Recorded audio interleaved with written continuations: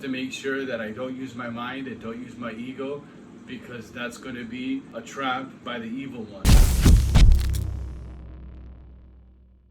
Mike, how do you think that an Anunnaki or a fallen angel descendant has any chance of getting out of this earthly realm and making it to heaven? I think it's a difficult task for someone of that descent to make it to heaven. But I'll tell you this much, that it's with perseverance and using God's design of faith to persevere. At the end of the day, you need faith, and that's the secret sauce. And when you lead on God, you can't lead on your own understanding. When you use your own mind, that's where you fail.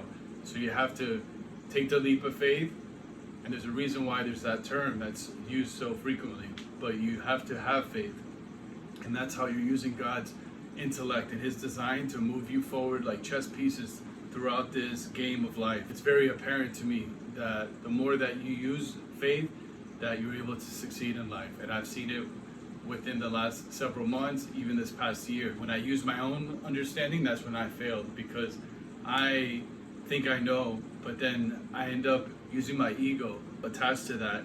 There's something that's evil hindering me. So I have to make sure that I don't use my mind and don't use my ego, because that's going to be a trap by the evil one, who I will not name.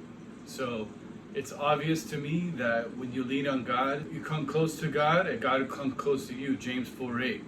Wash your hands, you sinners, purify your heart, and don't be double-minded. What does that mean? It means using your mind. So you can't use your mind, because that's how you become double-minded. You have to use God's ultimate intellect, and you tap into that by using your faith, using your heart, and connecting that way. Boom. Mike, is the moon hollow? Is the moon hollow? Yo, that's a goofy question, because it's not a situation for you to be. Nah, listen. The moon is a psyop. I think.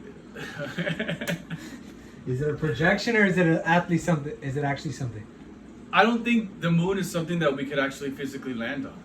I think the moon is a light, similar to the way the sun is, right? You can't fly around to the sun 93 million miles away. You'll see that in the air, the moon and the sun are the same size.